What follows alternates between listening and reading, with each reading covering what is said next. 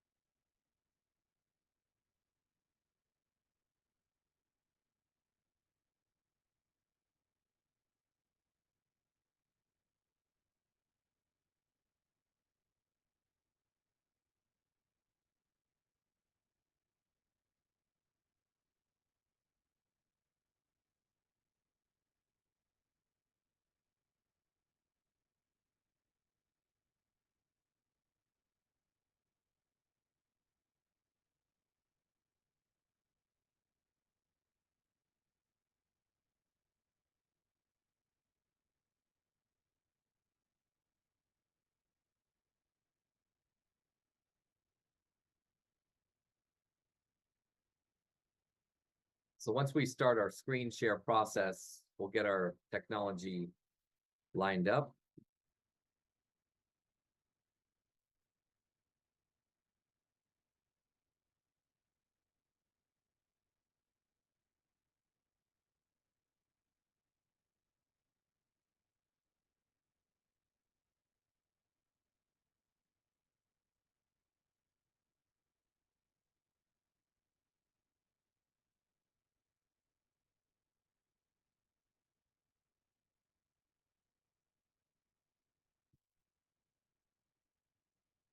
Okay, I'm waiting for screen share.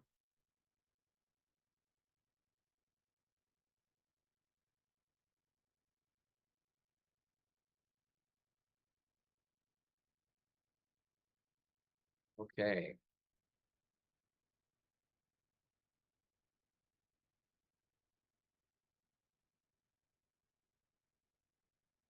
We're just going to wait a few more minutes.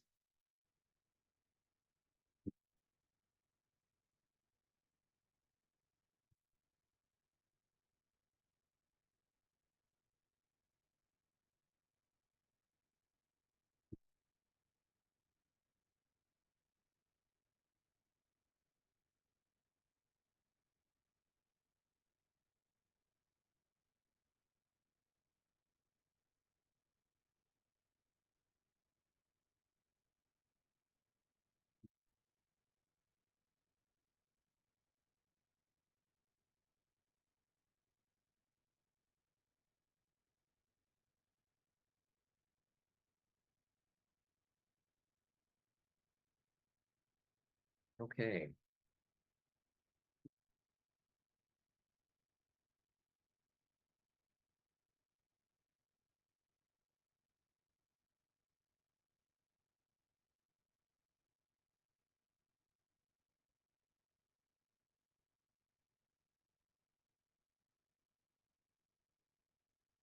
Can everybody see me?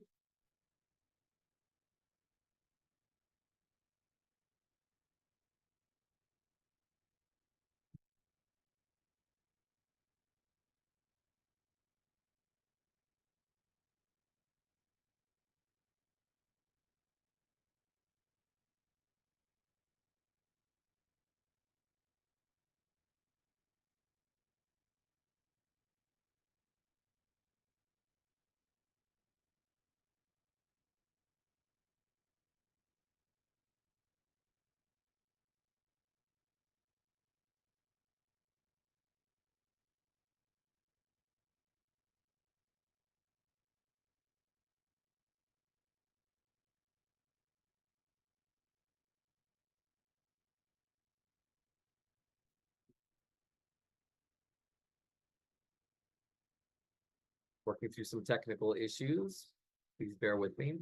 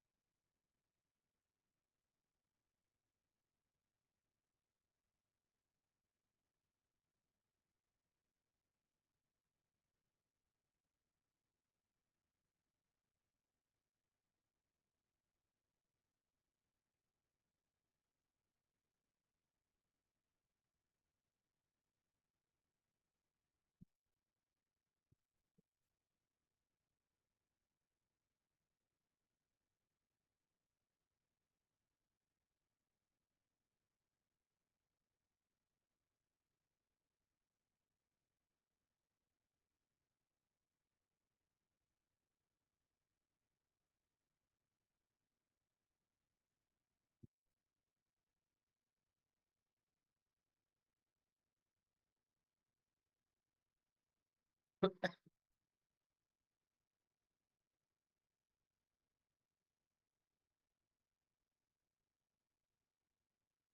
I just want to make sure the secretary is ready.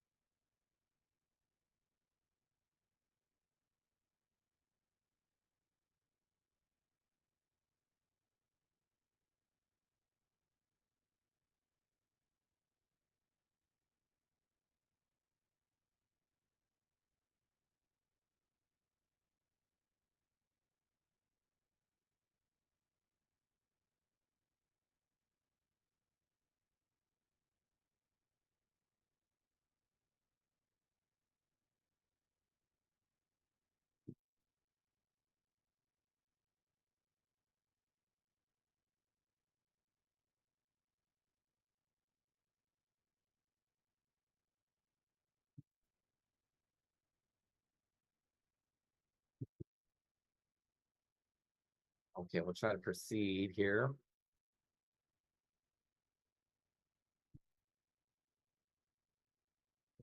We'll go on to the next slide. So we'll do the land acknowledgement here. I'll show the video.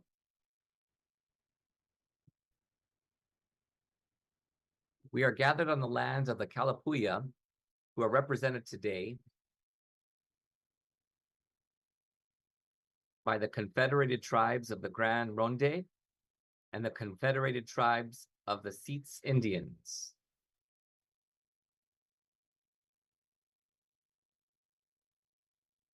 Whose relationship with this land continues to this day. We offer gratitude for the land itself, for those who have stewarded it for generations, and for the opportunity to study, learn, work, and be in the community on this land. Finally, we respectfully acknowledge and honor past, present, and future Indigenous individuals.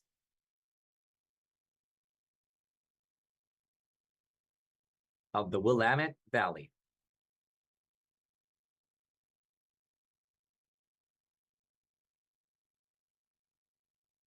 Thank you. It's really important that we acknowledge the land and who has taken care of it before us.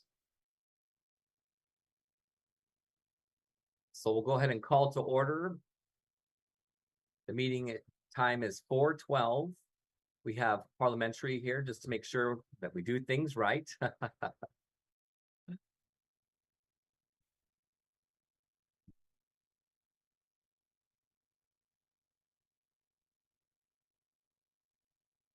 All right, so it's 4:12. And we're just going to have a little brief description of the simple agenda. We have introductions, parliamentary procedure, and then we have to approve meeting minutes for the biennial, which was 2023, the last minutes. And then the state of OAD. So we'll have the presidential and vice president report combined, secretary's report, board reports, awards. And then at closing, we'll make sure we're prepared for tomorrow. Tomorrow's a big day for us indeed. So can all the board members, do you mind showing yourself on screen?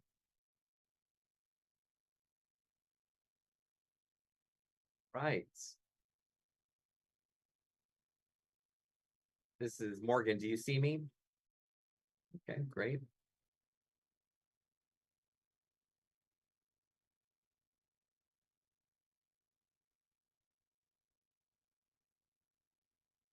Seems like it's just the two of us. Do we have, let's see, Jeremy, are you here?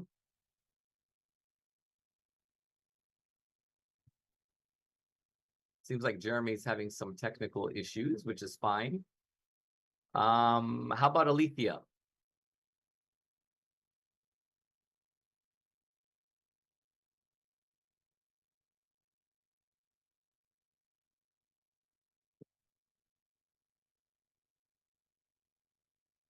This is Morgan. I think we're having some issues here.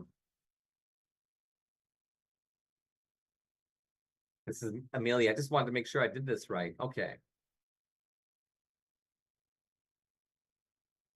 And this is Jeremy. I can't see myself, but and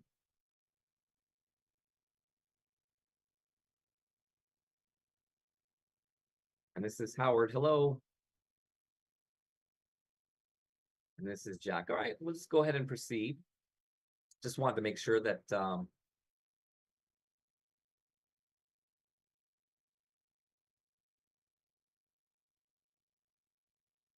okay, great. So 2 board members weren't able to make it today, unfortunately. They had a prior commitment they had to take care of, so we'll go ahead and proceed without them. I do want to acknowledge the members who are here, and I'm counting, let's see.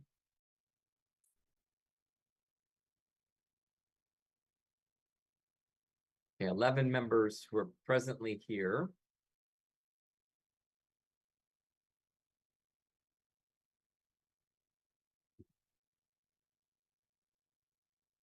And so as more members show up, then we'll be able to do a count just to make sure we meet the numbers. And this is Amelia. What was the number you said? 11? Yeah, okay, 11. So I'll go ahead and start. I'm the president, Jack Ludwig. And we all started last year. I'll tell you a little bit about myself. I'm from Massachusetts and graduated at the Learning Center for the Deaf. Went to Gallaudet, graduated there. Moved around for a bit and then finally settled over here and have been here for about 4 years. So I've been working with different types of leader positions, and I really have the community in my heart first. I want to make sure that the community is supported. I'm an advocate at heart. You know, we've been doing a lot since, you know, I've been here, and I'm looking forward to doing more as we go forward. So let's go around to the rest of the board members here and talk about a little bit about yourself, a little background, and we'll start with Morgan. Hi, everyone. My name is Morgan Jericho, and I was born and raised in Florida. I know that's on the whole other side of the country, but I'm trying my best to be here on the West Coast now. I graduated from the Florida School for the Deaf, and I was in the same class with Jack, actually. We knew each other at Gallaudet too. So I'm so happy to be working here now alongside you, Jack. After graduation, I majored in theater production and management. And so I also studied sociology.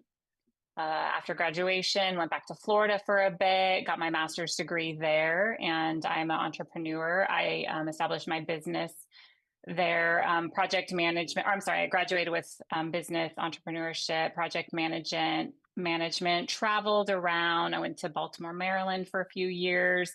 And then when COVID started, I got a grant, did some research, did some writing, and then I ended up working in the sustainability industry. And then, just trying to figure out what to do with my life. My family lived here, so I wasn't quite sure what to do. I got a job with the Office of Deaf and Hard of Hearing with Washington State.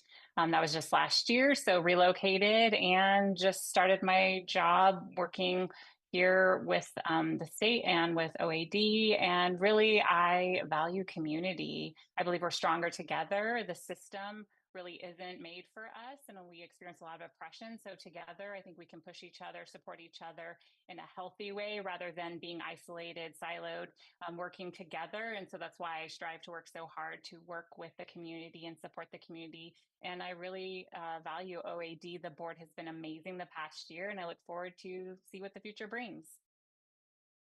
All right, Amelia. Hi, everyone. My name is Amelia. And a little bit about me. I was born and raised in New Mexico. And I went to the school for the deaf there. After that, I moved to Arizona and went to ASDB where I graduated. After that, I moved to Texas and I went to the community college. And after a bit of time, I then transferred to Gallaudet where I graduated in 2020. So right at the peak of COVID. And then I moved here to the state of Oregon and have been here since. And now I'm a part of the board. And also, I'm doing my Master Librarian and Informational Science certificate. And so now I'm working in that field and working with OAD. I'm responsible for looking through their archives and helping with all of that. There's some more announcements that I'll be making later on during this meeting, but that's about it for me. All right, thank you, Jeremy. Hi, everyone. My name is Jeremy. A little bit of background about me. I'm from Pittsburgh, Pennsylvania.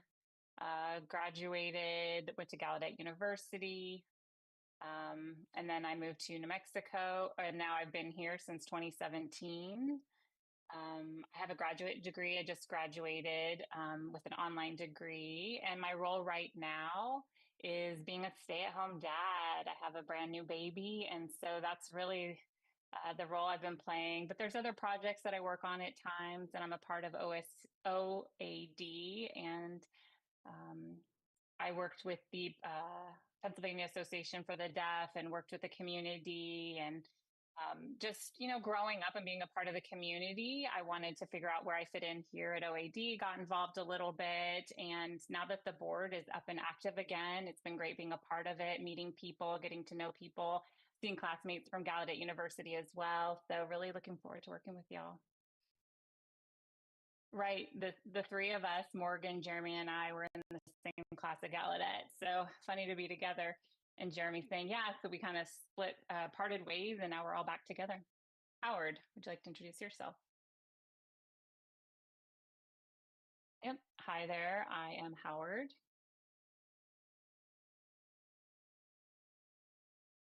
And I'm from Minnesota. I graduated from a school for the deaf, and then I attended RIT as well as Gallaudet University quite a long time ago. And I ended up moving to Oregon. Let's see, it's probably been more than 30 years ago now. Yep. Worked for a bit and am now retired. Retired in 2012. And since then, yeah, just been here in Oregon, been a part of the board. Okay. Anything else you'd like to add, Howard? This is Jack speaking. All right. Well, thank you. Okay. Such a great group. And thank you all for your time and introductions. Feel free to turn your cameras off if you'd like.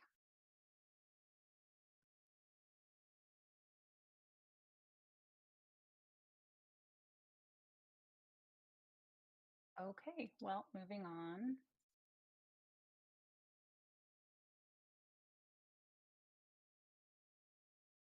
Okay, so Alethea Boyd is another, or I'm sorry, Alethea Boyer is another board member, and Julie Rice, unfortunately, weren't able to attend today. Julie's flying. We'll be here in attendance tomorrow once landing.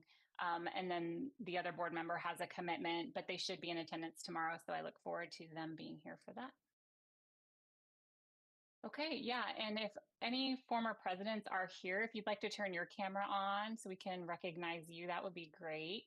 Any past presidents of OAD? I believe there is one, Betsy, looking at the participant list.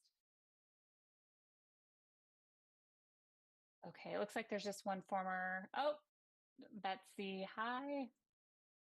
Just one moment.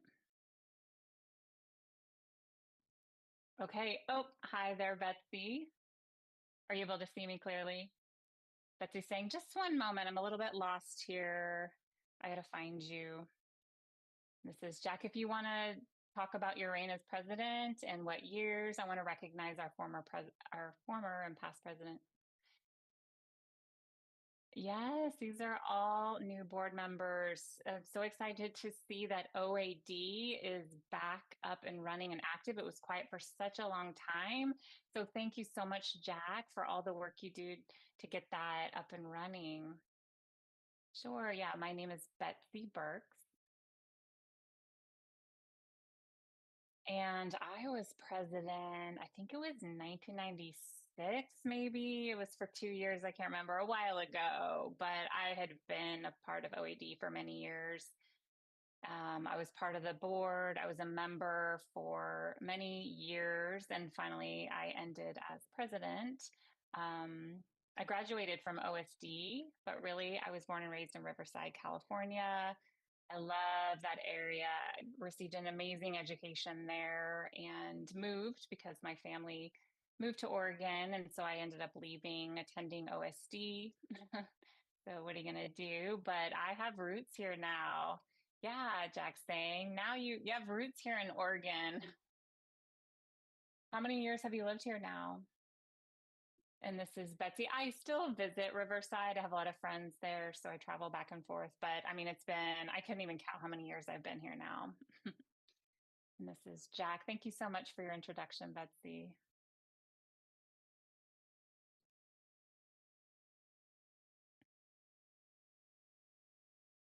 All right. I wish there were more former presidents here, but unfortunately, they're not.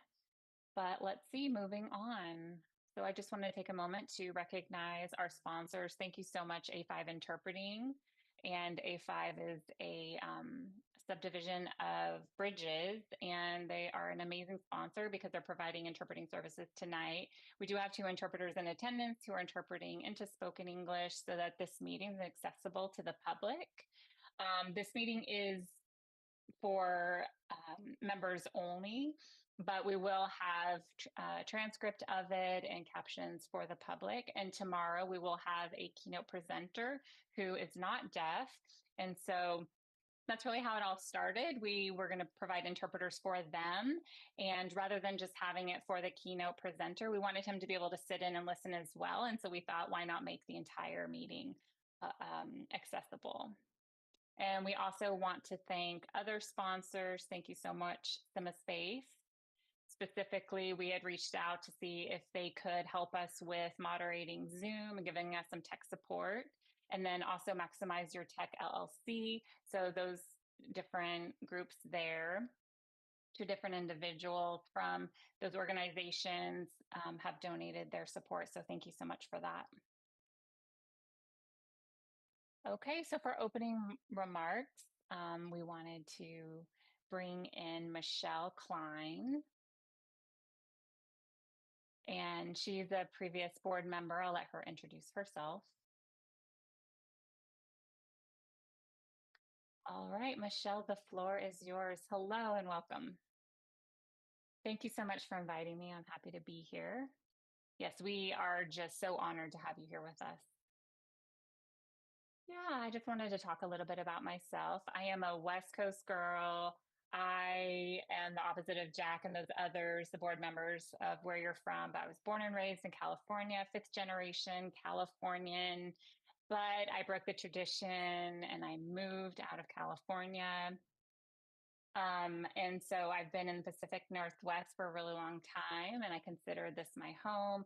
I still visit different areas in the Pacific Northwest, but it's nice to be back.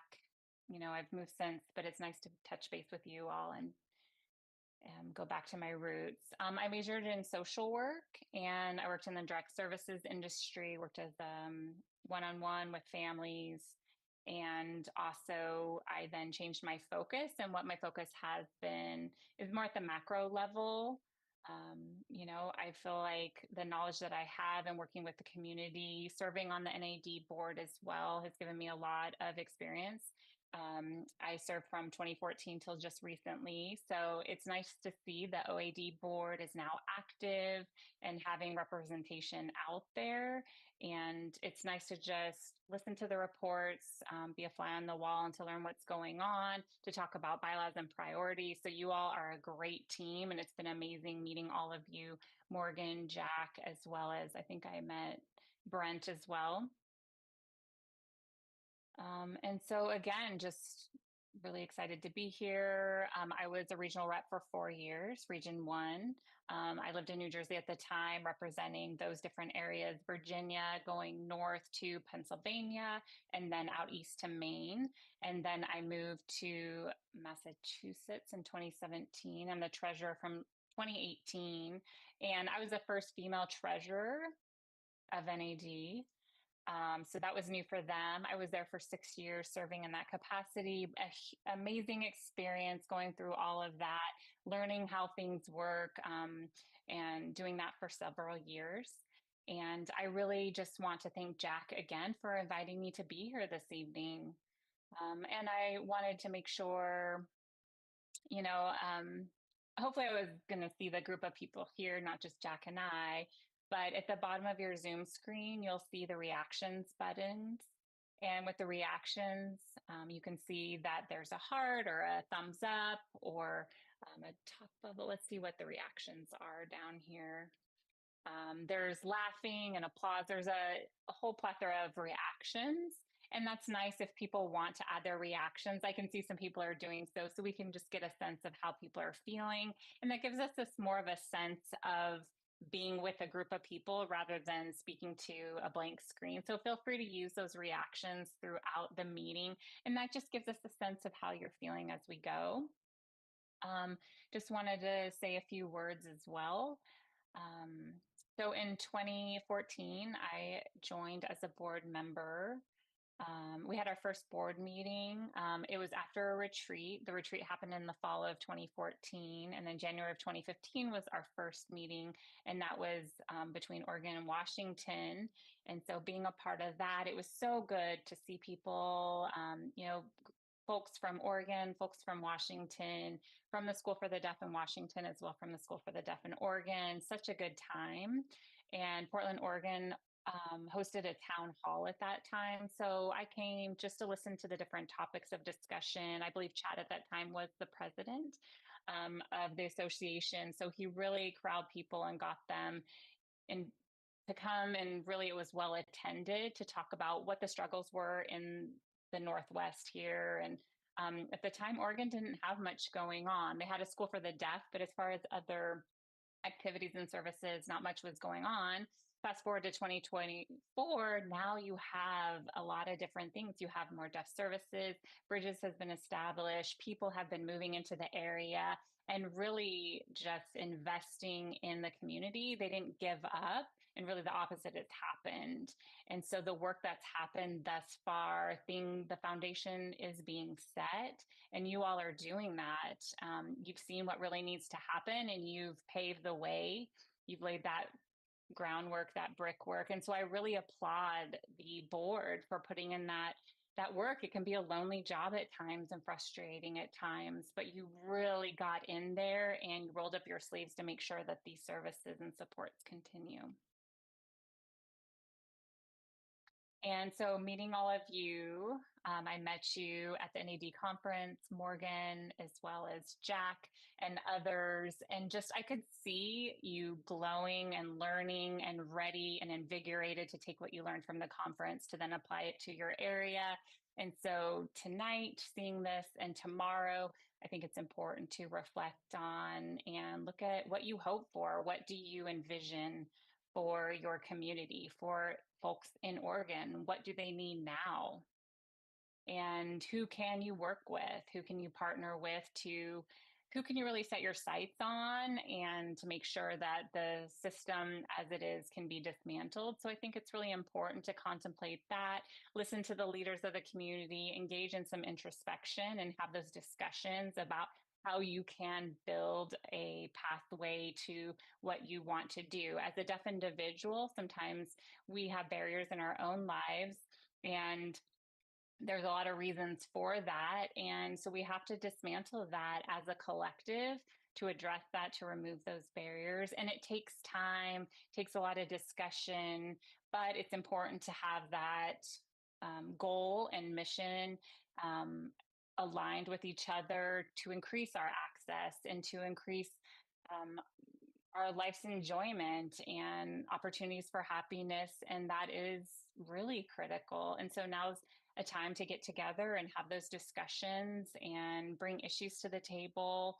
bring your thoughts, and figure out what our priorities are and how we as a community can structure that and how we can make inroads so that it's not about just the individual, it's about the community and the collective and what we need together. I believe that together we can do more. It's kind of like the Pledge Allegiance to the flag. It's like we are unified, we are a community, and working together, we can do so much more. It's a little different online than it is in person, but I believe that we can still capitalize on technology and work with each other, collaborate in this way to really make improvement. I believe in all of you. I believe in your leadership. And I think it's important to keep your eyes and your sights set on what you want for the future. Pursue that, plan that, work on it, get out of the hypothetical and say you will do it, but actually do it. And not all the work stops after the meeting tomorrow. You have a lot more work to do. So thank you so much for allowing me to say a few words this evening. I'm honored, and I definitely need to visit you all soon. My daughter actually lives in Vancouver. My daughter is not deaf, she's a CODA interpreter. So if you're ever at the Washington School for the Deaf, make sure that you see her. And people say we are replicas of one another. We look so similar. Oftentimes people think she's me. So yeah, so I need to come back home and visit and give my daughter a hug, but I will be back to visit. So I will see you. Thanks again. Thanks for coming out here, Michelle. I really appreciate your time. And this is Michelle. Absolutely, no problem. Have a good evening. And this is Jack. You too, and enjoy your stay with us. All right.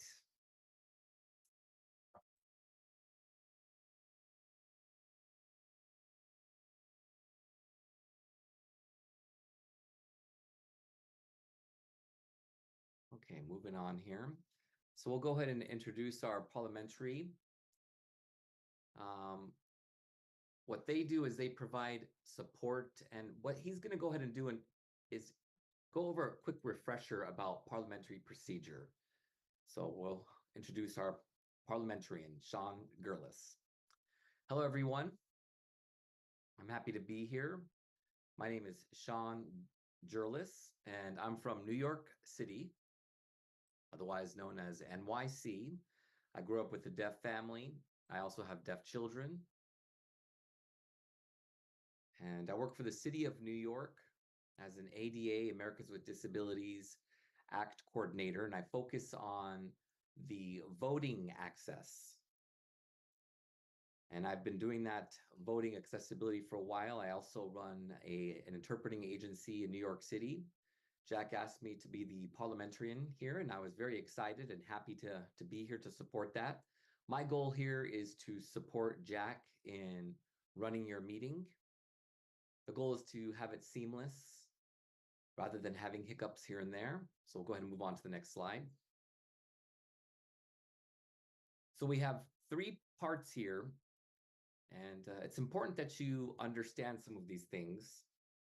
So the actual motion process review.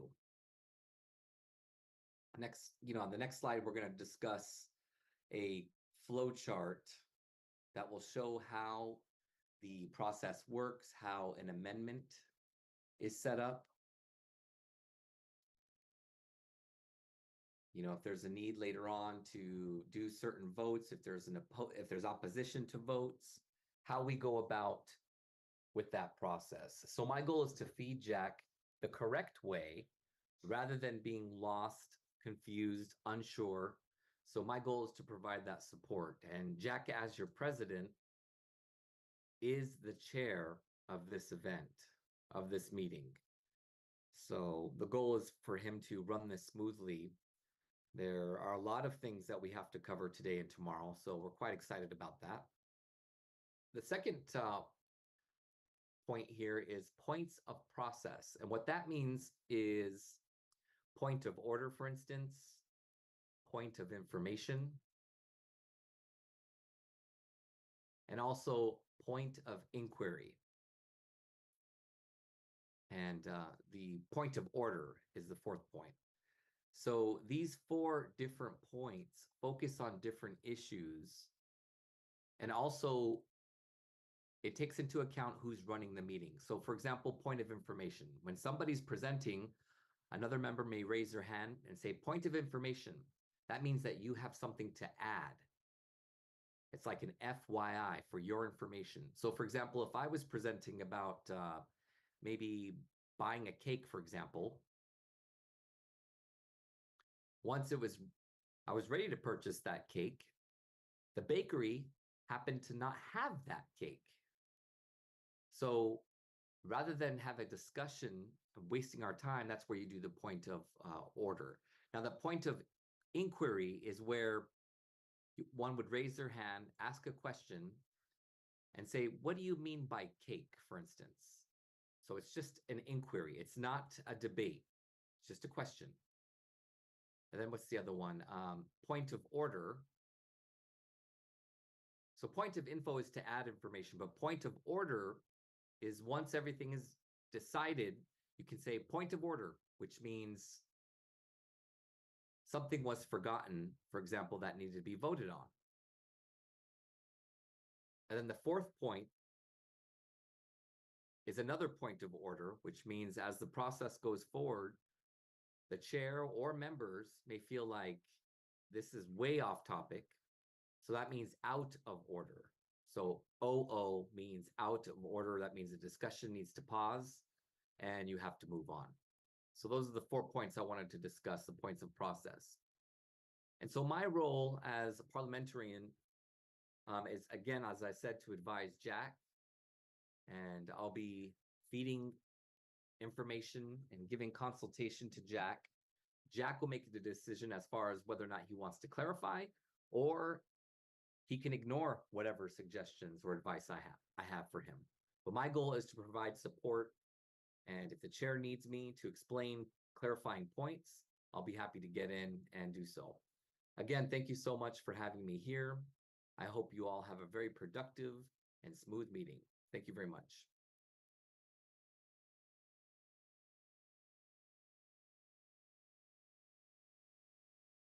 Okay, thank you so much. Really appreciate your support, Sean. So I'm going to do a quick review regarding our proposal. Now, I had to think about this, and I thought, well, it's best to have something visual. So let's look here on the slide. So in chat, I'm going to go ahead and type a link, and what you can do is open that link, and you'll have pictures that are saved in there just in case you forget, and to just so you can see how the process works. So this applies to both the main proposal or the motion or amendment, and then if it needs to be fixed, the same process is done in this chart here. So when a motion is made, someone has to second that motion. When it's seconded, what I'll do is go ahead and set up a number. I'll say, okay, we had this, somebody seconded this, and let's say there's 3 and 3, 3 who are for and 3 who are opposed. And we see that there's a split here right under debate or favored and opposed. So if we have 3 and 3, that's where we call incomplete. That means we didn't have a strong support for one or the other. And that's where somebody can make a motion to end the debate. In that case, you don't need to have it seconded. But once a motion is made, you can make a motion to close the debate. And at that point, I'll say thank you. And I'll say, is there any opposed? And if there is none, and as you can see, it goes further down, we'll go ahead and vote to carry the motion. And it could be a motion carried or motion defeated. So if it depends on the majority. And if it's majority is nay, then the motion is defeated. If it's aye, the motion is carried. Now, when it's opposed, you have to close the discussion first. And once that's done, if the majority says it's denied, then we have to go back at the beginning and make sure that majority votes.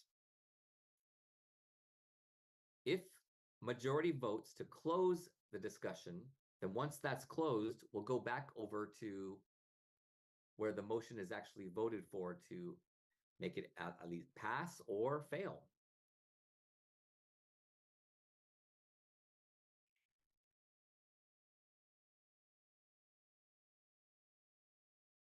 Okay. So I just got some clarification here. When it says none above where it says president, any objections? Thank you, Sean, for explaining that. It shows that there's vote to end debate. And at that point, I mean, we're all humans, we make mistakes. So, so if there's 3 and 3 and split, the goal is to have a discussion on the yay, the nay, and the ayes. And then once that discussion is made, you vote again. The goal is to have a majority number. So I'll be able to let you know what process we're at during a motion when it's voted on. So if a motion is made and if it's seconded, make sure that you use the raise hand feature. So on the bottom of your Zoom platform, you'll see a hand there. What you do is you raise your hand on there, and I just want to emphasize the importance of that. You click on that and you leave your hand up until I call you. Once I call you, you'll be spotlit. You can go ahead and make your presentation. You can say you'd like to discuss whether you're opposed or against. And if you have a point of information or point of order, you can say that PI, PO, or OO, out of order. And that's where we have Sean here as our parliamentary person to support us, making sure we're doing things right. So anytime you have a comment, make sure you use the raise hand feature on Zoom, okay? All right, is there any questions thus far? If we have any questions, please raise your hand. I'm not seeing any questions. Thank you. Go on to the next slide. Okay.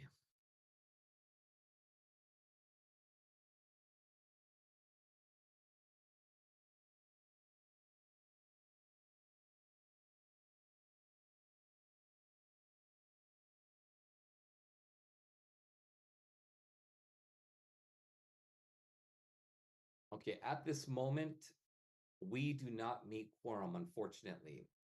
So we're going to have to discuss the meeting minutes tomorrow.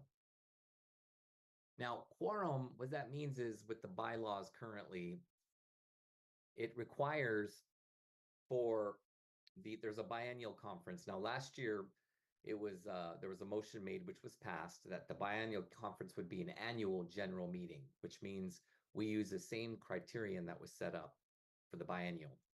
We need 1/4 of the members present to be able to meet quorum.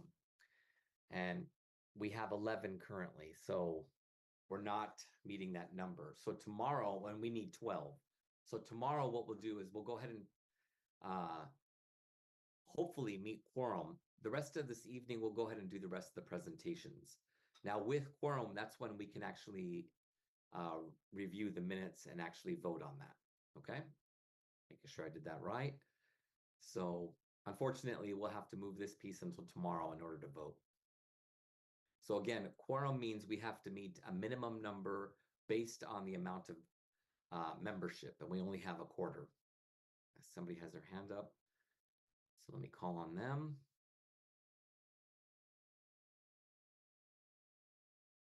Okay, I thought that was, oh, that was a thumbs up. I thought that was a hands up. All right, we'll move on to the next slide here. All right.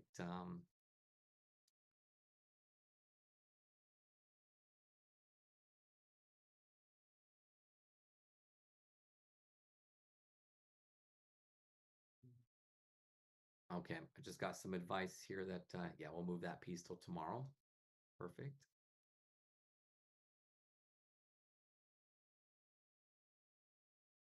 So we'll go ahead and have our Vice President Morgan join. And we'll go ahead and switch interpreters. All right, the floor is yours, Morgan. And Morgan, you have just been, it's been an amazing journey this past year. Yeah, I could never predicted how this would all work out. A lot of ideas, you know, working with state organizations, oftentimes those kind of fall or sit on a shelf, but this team has really done a lot and accomplished a lot. So I'm really excited to talk all about what we've done in the past year. Also, the board, this is Jack presenting as a president of this board. I mean, it is, you all are just such a great group of individuals. You always jump in when needed, you know, delegate tasks and you complete those tasks. Anytime someone needs help, they're willing to provide that support. Oftentimes, if they're working on their own, they still receive that support from afar. So you've been amazing for us. The board's been amazing for us. Just so many changes. We've gone through a lot of growth, and I will let you go ahead and, or I'll be talking about the state of OAD. As I mentioned previously, the president's and vice president's report is going to be given in collaboration with one another.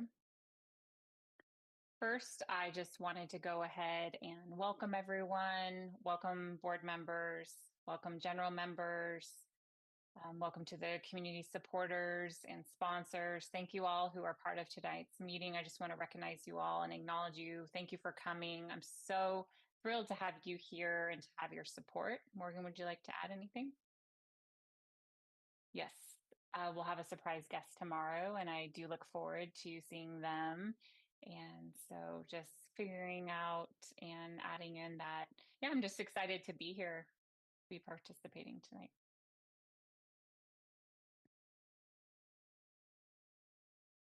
And Morgan, of course, we're here and we have a mission statement to preserve, protect, and promote the civil, human, and linguistic rights of the deaf, deafblind, deaf-disabled, hard of hearing, late deafened, and those individuals with additional disabilities or intersectional identities in the state of Oregon.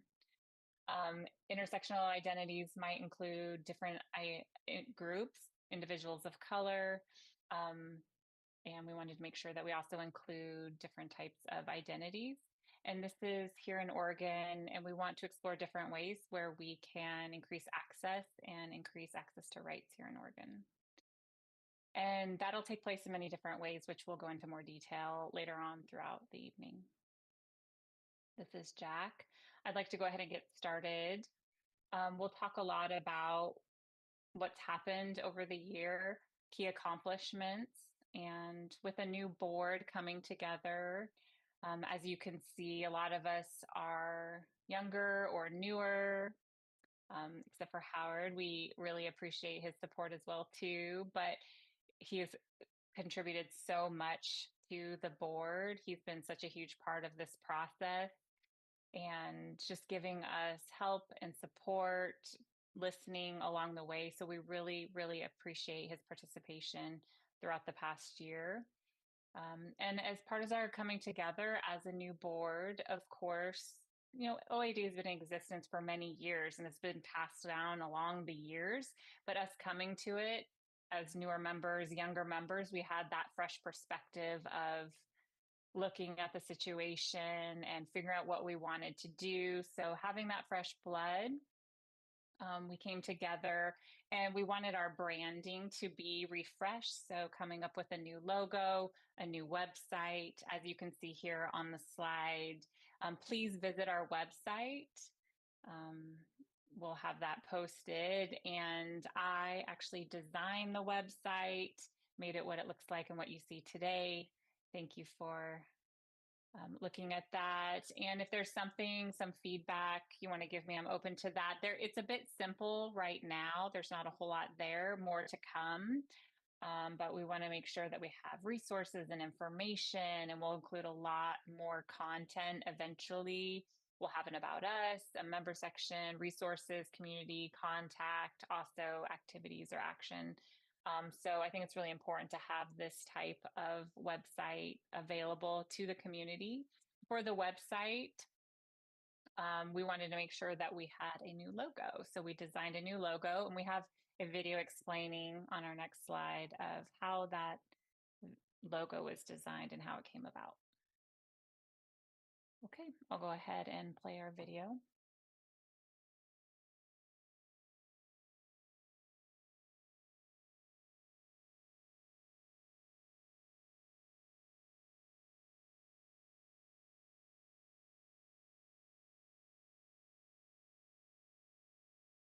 Just one moment. Just figure out the tech on this, get the captions going. So the board met in December to discuss about OAD's logo. We unanimously agreed with a vote to officially approve the new OAD logo. I'm sure you're curious. Are you ready to be mesmerized? Beautiful design, don't you agree?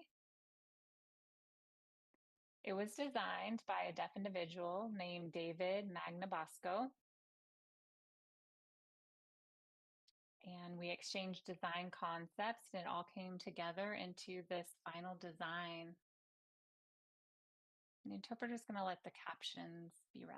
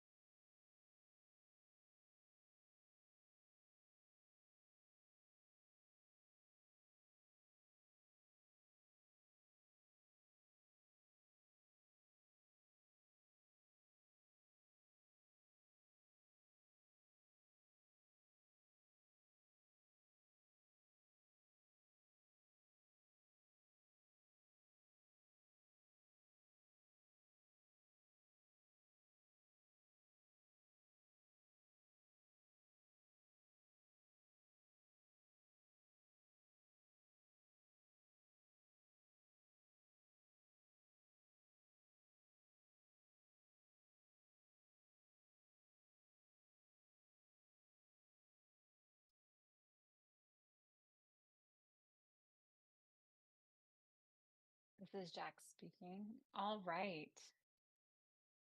Morgan. Yeah, there were some comments about YouTube, but it looks like we resolved that. All right, so next up, as far as key accomplishments for membership growth, we have paid members. We have 47, which is a 572% increase from the previous. And this is Jack. Someone recently actually signed up today, so we now have 48 members. This is Morgan. Okay. So it would be a 573% increase now, or a 0.5 increase from the 572, which is a huge increase compared to the last term. And the way that this happened was through outreach, having events. The management platform was established, which allowed for automated renewal, also donor management. Individuals, we used to actually solicit donations through snail mail, but now it can all be done virtually through email, through listservs, and people can make donations right there online, which makes it a seamless process. I know that people are busy, and if something's not easy, oftentimes it gets put on the back burner and then people forget to do that. So it's just seamless now. People can make a donation really quickly, which increases the donation amount. And this is Jack. Yeah, previously it was the secretary who was responsible for sending out mailings, which is a huge task. And now that it's automated, now you can focus on other things. The secretary role, which I know in the report will be spoken about a bit. And this is Morgan. Yeah, we're making the system work for us, making our jobs easier, automating different things rather than having to spend so much time on specific tasks. Automating it has really helped with productivity. And then also fundraising, we raised over $8,000. I believe 6,000 was the goal. Oh, go ahead, Jack. Yes. So last year, prior to becoming president, I had been the president in a temporary pro tempore position, and I was thinking about a 2-year plan. And I thought for the next 2 years that perhaps we could fundraise maybe, I was hoping close to $6,000. And this would come from membership, fundraising events, donations, etc. So I was looking at numbers and trying to predict and guesstimate, but within 1 year, we raised over $8,000. And this is Morgan. Yes, and the biggest contributors to that fundraising was a training session for the Oregon Department of Employment. After providing that training, we got a lot of monies received from fundraising, also public support, individual donations, and then in-kind services were donated as well. And so, which have a monetary value. And this is Jack. For example, tonight's interpreting services, A5 Interpreting, supporting and sponsoring that gives us a monetary value of how much they're actually worth, and that is included in our finance report. When a service is provided, it has a monetary value, and so we want to make sure to include that because it's a huge contribution. And yeah, and so I think with members donating and public support, we've really been able to raise so much, and I look forward to seeing how much more we do. Other key accomplishments I have listed out here on the slide. Community impact. One is an unprecedented event, a really historical event, was our collaboration with OSDAA. And I believe Rose, the interpreter, might have missed that. They're here actually, but so they were willing to collaborate with us. They have an office at the School for the Deaf, and so they were willing to work with us. And this is the first time we've ever partnered with OSDAA. So really unprecedented, first in history, and it's been amazing. And we had an open house, and really it was a full house. It was packed. The community came out. We had a lot of different free things that we gave out, and I'm sure there's more events to come. I'm really proud of that collaboration. And we're going to be hosting another event at the Yard Food Park, a social event. I'm sorry, it was already hosted. And it was a fundraiser, and people did turn out and donated funds. And so we've had 2 events now in collaboration with them that have been really successful. Other events that we've been a part of, I personally was a part of the board of the sign language interpreters for House Bill 2696, interpreter licensure. I did step down from that role and will have a replacement. I had decided that due to many factors that I would then step down. And Morgan is saying, so which board?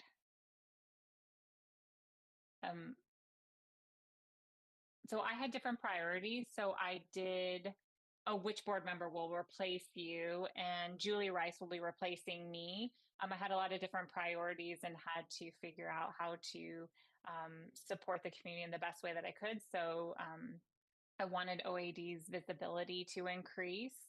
And so serving as the president, I decided to step down from the Board of Interpreter Licensure.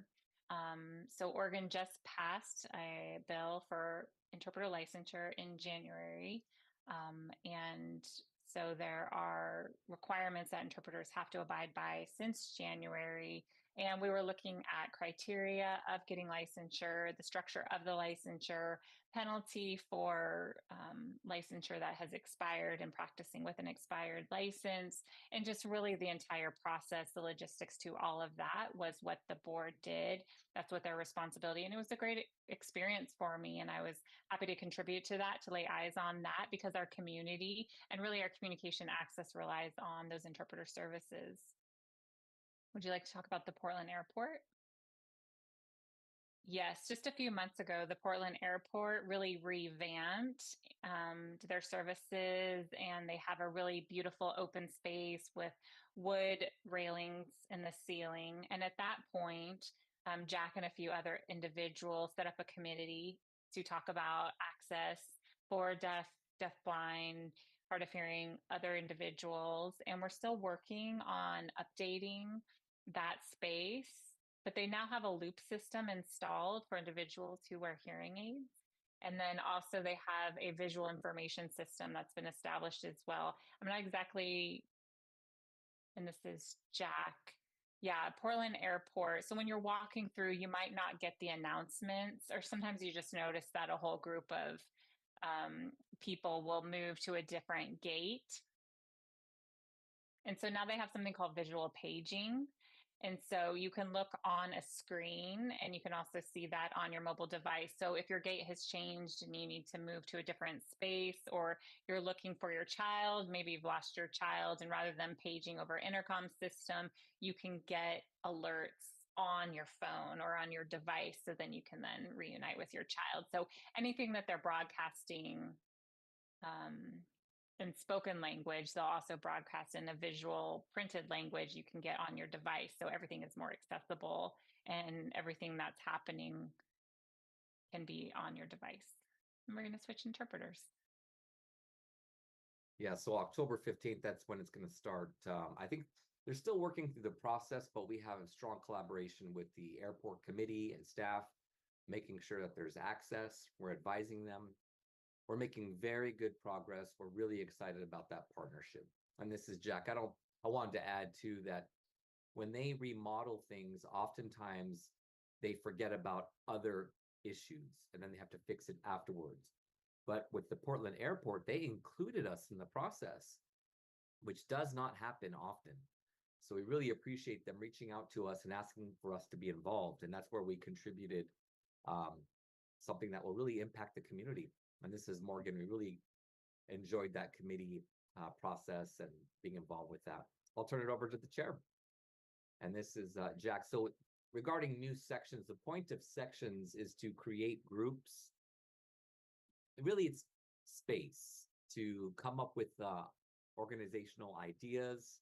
And we set up a total of 8 sections.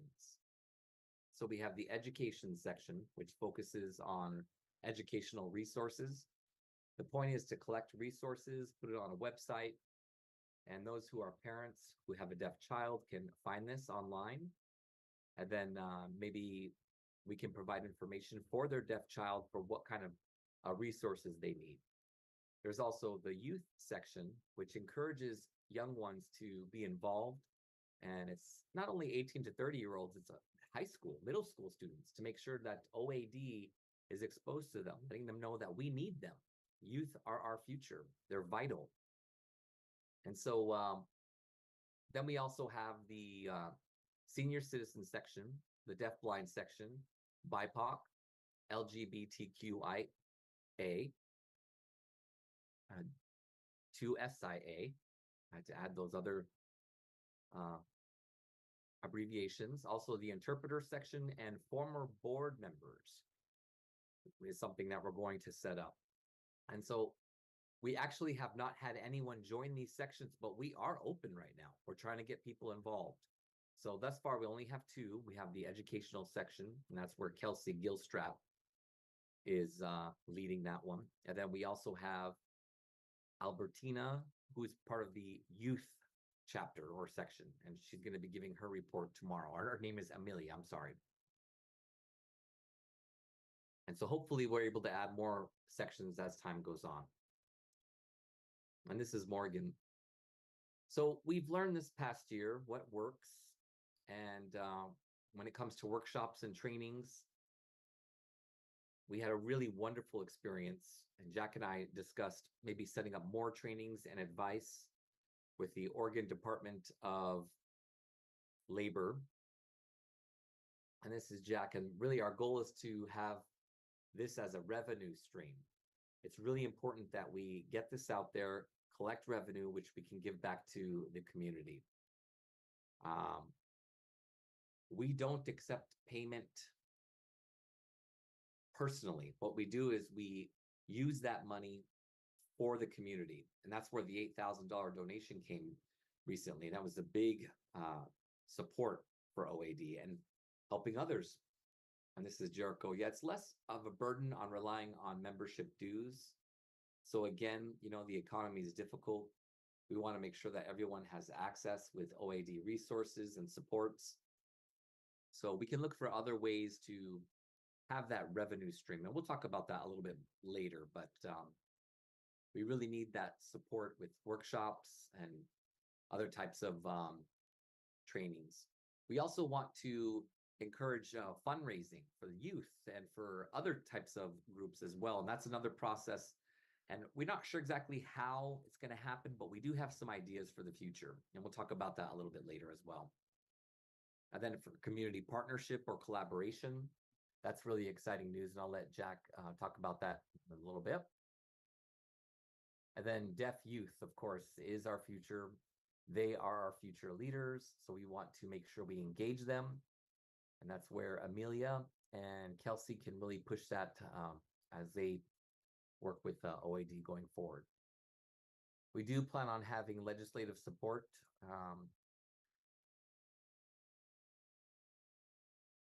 One member was able to back out of the sign language interpreting to focus more on the legislative process. Do you want me to talk about that, Jack, or you want to get into that?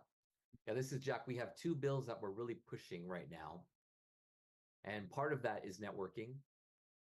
I've already connected with stakeholder senators who are focused on two of these bills.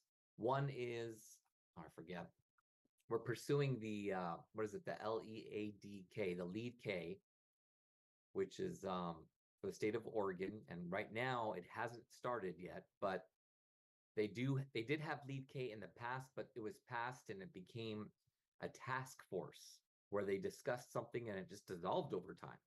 Now we want it to become a bill. And so we do have senators who are in support of that. And that's happening as a process right now. And that's on the table for discussion and for voting.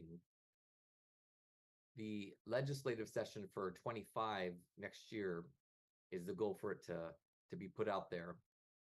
And it's going to be discussed September 27th. That's when it's required to be put in. So we're working on that right away. That's LEAD K, that's one.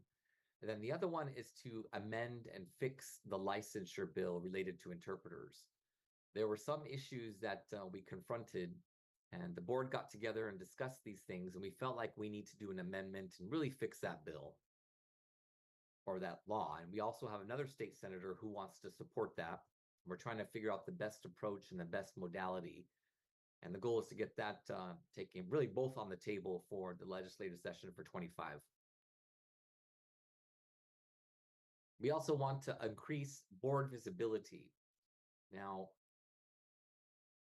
I'm thinking about the priorities for OAD. Delegation is the key word here. Now, usually the president would get involved with all sorts of things, but I'm alone here. And so I figure, I can't get involved with all these things. I have to designate. And doing that will raise visibility with the board of OAD. Our goal is for people to see us. And we really want to use the youth that we have within our board right now, kind of spotlight that. Did you want to add more, Morgan? I think I'm good for now, but we do have a lot of ideas. If there are some of you who are interested in doing more, there's other opportunities in the future. And if you have some ideas to push this forward, we can't do this without you. There's only a few of us here who have to balance work and life. So the more participation we have, the more we can grow this, push this forward, have more visibility. And that's something we want to keep in mind for the future. And this is Jack. Now, as Morgan mentioned, community collaboration and partnership is something we're going to expand on next.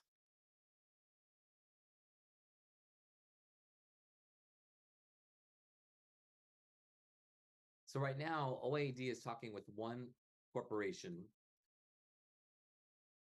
Nike. They have confirmed, I don't mean confirmed, but we are talking with Nike. That's what I'm saying, true biz. So Nike and I have connected, and we had an interpreter, of course, and working with each other. We discussed how we can go forward in our partnership. The goal is for a partnership, but we're still in discussions with that. What it will look like exactly, we're not sure but we're trying to get it all squared away. I just wanted to let everybody know that we are in discussions for that. And it's really exciting. Looking forward to that. Morgan? I think that would be a great partnership. I'm looking forward to that. This is Jack, absolutely. And this is Morgan. Like I mentioned, we have a lot of programs that we have great ideas for, and we really want more volunteers. So we need people to help with cleaning, planning, advertising on social media, advocacy, support for legislatures. So there's different ways that we can get involved. We really need help right now with social media, because I've managed the social media for quite some time, but it's been quite a struggle because I have other duties. So social media has kind of been neglected. There hasn't been a lot of communication from us. We could use some volunteer support. If anyone's really motivated with social media, please reach out to me and we can coordinate something, work something out. As far as other volunteer opportunities, we might have some things coming up. And if you're interested in joining, please reach out to us and we'll communicate about specific areas where you might be able to support legislative sessions, maybe activities, other planning events, youth involvement. So there's all kinds of projects and ideas that we need support on. So reach out to me via email. And this is Jack. Now, as far as the volunteers go, you don't have to be a member to volunteer. OAD invites everyone. Anyone who can contribute, whether little or big, doesn't matter, you're welcome.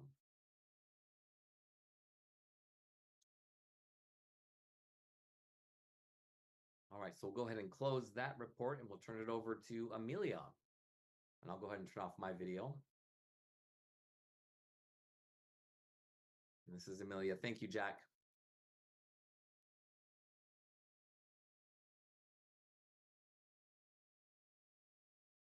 You see me okay? This is Jack. Yes, I can see you. And this is Amelia. Okay, hello. I'm sorry. One moment.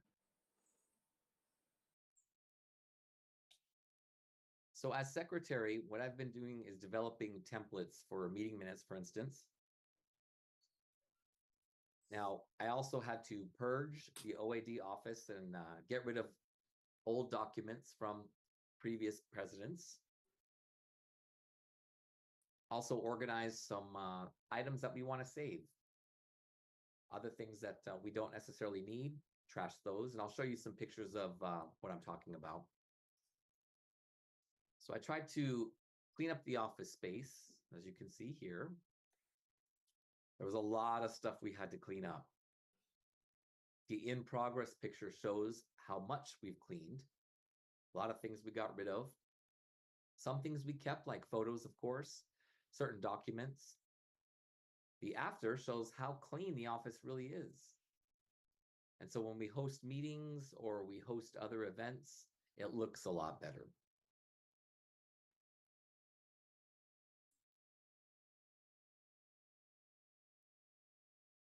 As you can see, it's nice and clean now. The office is located over at OSD, and that's a building, you have the, what is it called?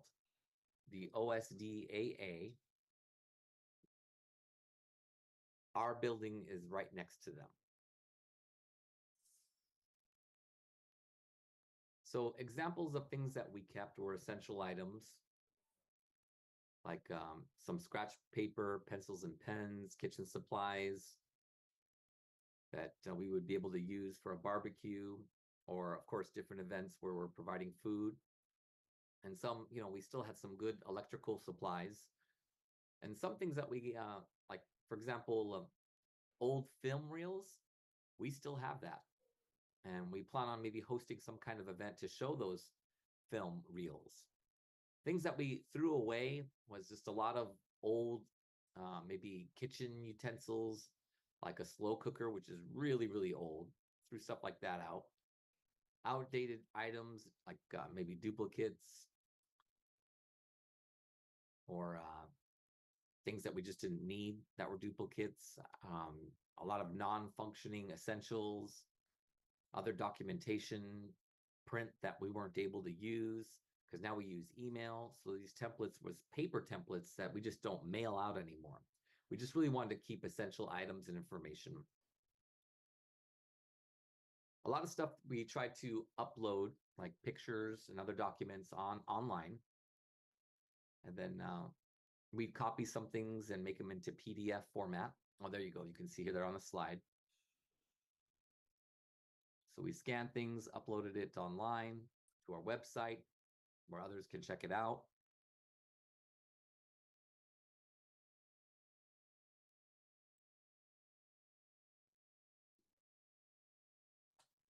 And that's it. We'll go ahead and switch interpreters. All right. Thank you for your report, Amelia. Okay, just really quickly, I wanted to ask if there's any questions from the community. Anyone in the chat? Anyone would like to come on screen? Looks like Betsy has a question.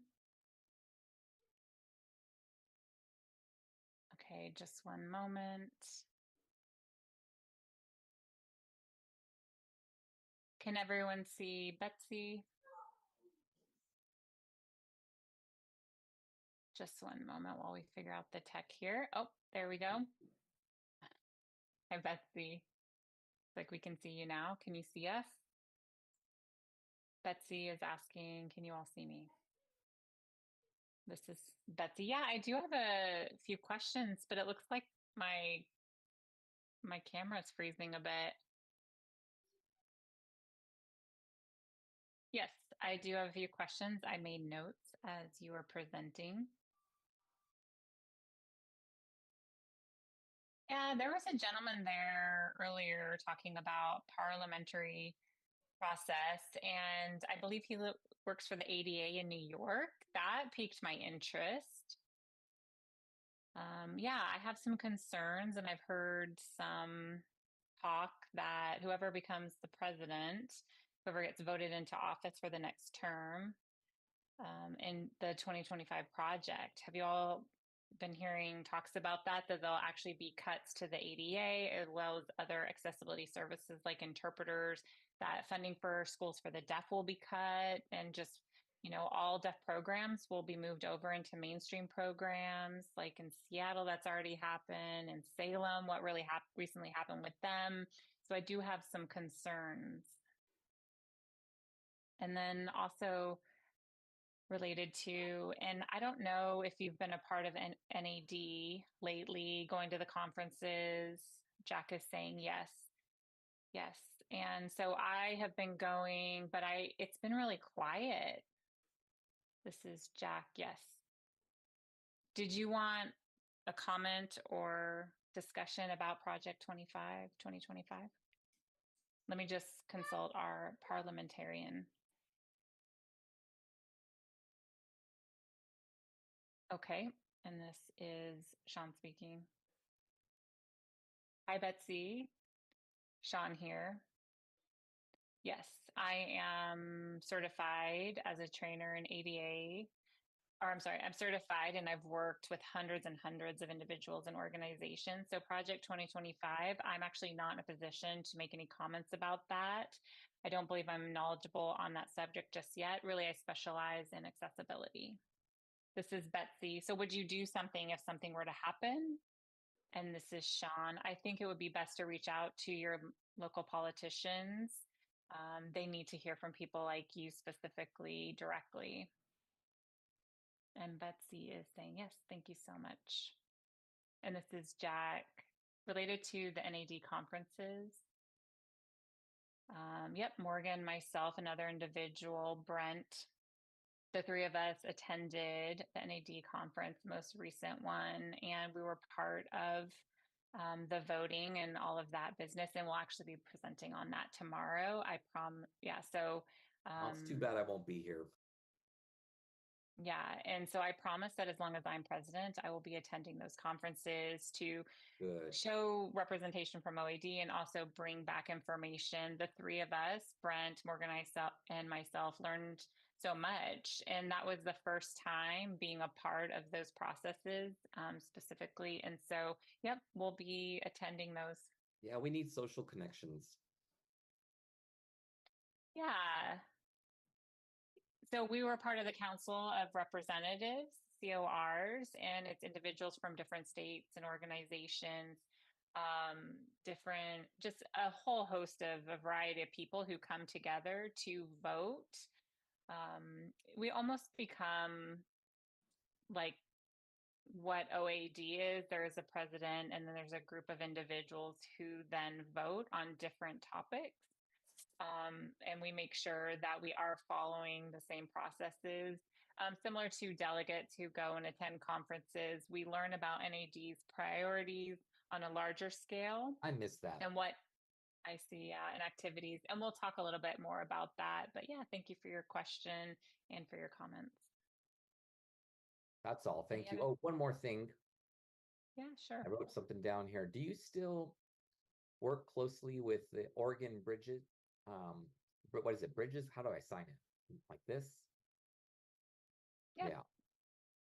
Yeah. Yep. So Bridges, Oregon has an interpreting services division, and they donated those interpreting services to have the interpreters here tonight. Oh, so you work closely together. Perfect. Oh, yes. It's the Lead K bill as well that I was recently speaking about. The Gallaudet thing, one of the things that Gallaudet set up. Yep, that is related to Niall DeMarco. So we are working with them and fighting for that bill to be passed. So we work very closely with Bridges. Any other questions? No, thank you very much.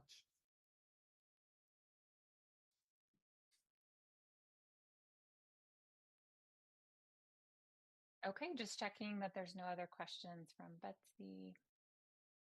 And this is Amelia. Would you like me to continue, Jack? This is Jack. Nope. If you have finished your report, you are good to turn your camera off. All right, moving along. This is Jack.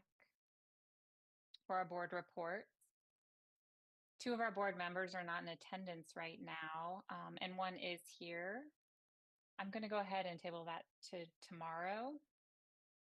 So when everyone is here, they can all then speak to their reports in person.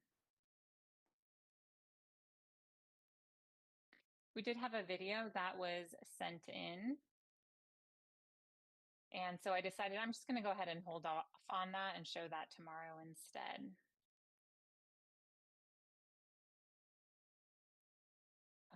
Let's see here. Hold on just one moment.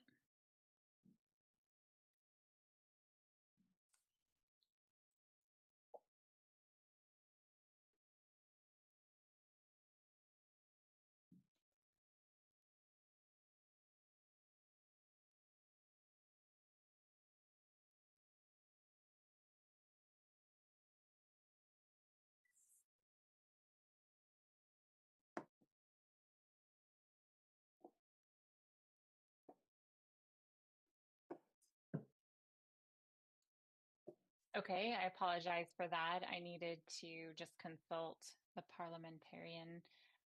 We do have awards, and the awards are the first one is the Lifetime Membership Award. I wanted to recognize two individuals. The board wants to recognize these individuals for their continued support, never any wavering. These are individuals who are always willing to give their input and just give that unconditional support, willing to do what is needed, to jump in, to provide that cheerleading as needed. And when I do name you, actually, the second person is having some difficulties with their Zoom account. So we're trying to get them connected and hopefully we can have them be in attendance tomorrow. But there were two people I'd like to recognize. And so the board is really proud to recognize these individuals. The first one is Betsy. Betsy, if you want to turn on your video, Betsy Burke.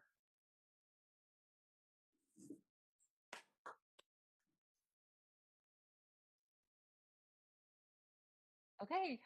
Hi, Betsy. Congratulations. We wanted to give you this Lifetime Membership Award. Oh, I'm crying. Thank you so much. I love you guys. Yes. Thank you. Yes, we Wow. appreciate the support you've given. And if you remember, we had asked you about the logo, Yes. you just Yes. jumped right in and gave your trust and approval to us. And you really empowered these younger board members to just Absolutely. go for it. I remember I met you over at a booth, in fact, over at the Deaf Expo, and I was so impressed with your high energy and the way you were just talking. You were so excited. I noticed a big difference. I mean, it's been so quiet so long now, and so I'm really proud of you. I'm very excited for all of you. Yes, and we are honored to give you this award. Ah, You want thank to? you so much. Much love. All right, the second individual I'd like to recognize is Penny Clifton May, and I will be informing them of this award.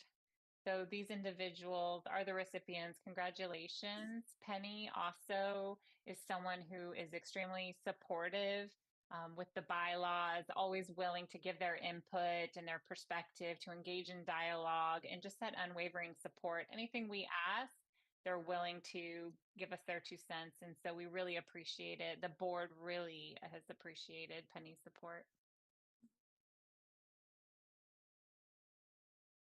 And as you can see here, congratulations to both of you.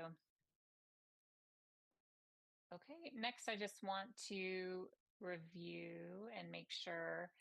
So this is based on our database. We have a spreadsheet there with our current lifetime members, and we copy and pasted that from there. And we also have our two individuals that we just awarded, but these are our current lifetime members. And I want to make sure that I haven't missed anyone. I just want to check in with you all. If you feel like someone has been missed, please, you can either let me know now or reach out. Let me just look at the chat to see if anyone's added anything. Like the chat is quiet, and that's okay as well. So for now, it seems maybe the list is correct. This is who we have. But if you remember that there was someone else who received that Lifetime Member Award, please reach out and let us know so I can add that to our list. And then tomorrow's agenda, just go through that really quickly. First, we will have our keynote presentation by Ryan Farrow, and that will last about 30 minutes. We'll also have time for questions. This individual is not deaf, but we will have an interpreter there. Some people are wondering why we invited someone who's not deaf to our meeting for the Association of the Deaf, but I will explain that tomorrow. Also, NAD Region 4 board members. We'll have some people giving us some updates about what's going on within NAD and what their priorities are, as well as our section reports. We'll have two reports. The first one will be the education section from the chair, Kelsey. She'll be giving the report. She attended a conference and so wasn't able to make it here tonight, or won't be able to make it here at all. So she sent in her report via video, and so we'll be showing that video tomorrow. And then Amelia will also be reporting out. Also, our committee reports. the finance committee, the treasurer's report, and I put treasurers in quote parentheses there because they want to give you a rundown of what our financial landscape looks like, as well as the bylaws committee, which is a very large committee. They'll talk about the many different things, the different motions that are being made. About a month ago, we had a call for amendments and motions, and so we'll be talking about that. And hopefully those changes will carry, and we'll talk about new business after that. Then announcements. We'll see if anyone has additional announcements after we make ours, and then closing remarks by Alex Ben-Chuchan. They work for the Moth, and so they'll talk a bit about what's going on, and they'll be closing us out. And then after Alex presents, we will have Lisa McBee presenting really a performance, a visual vernacular performance. And then we'll also have two improv performers, the performance will be pretty much improv, so people can give out topics and ideas. So that will be the agenda for tomorrow before we adjourn. And there might be a few other things that we'll add in there. Just checking in. Oh, something, right. So I wanted to add 3. We have to make sure that we meet quorum tomorrow in order to proceed. If we don't, because I mean, there are some people who were having some Zoom difficulties, and so hopefully those will be resolved and they'll be able to be a part of the meeting to meet quorum. And then also the meeting minutes, we need to vote on those. And then thirdly, the board reports. So we will make sure to insert those into the agenda that you see here before we adjourn. Any questions? Let me just check in here one moment. And just a heads up as well, if we do not meet quorum, what that'll mean is that we can go through the reports, and that will be it. There'll be new business, no voting until next year. And so whoever has registered, please reach out and make sure they join so that we can meet quorum, so then we can go through all of the business and do the voting. And for new business, we have 3 proposals or 3 motions that have been made. With these 3 motions, if there is time remaining, we can actually allow members to make a motion synchronously tomorrow during the meeting. Any questions or comments from anyone? This is really, the floor is yours if you'd like to ask any questions. Looking at the chat, it is pretty quiet. All right, going once. I'm seeing some hearts and thumbs up, going twice. And all right, I will go ahead, call the meeting as adjourned, and we will be meeting tomorrow at, I'm sorry, I will call the meeting as adjourned at 5:36 p.m.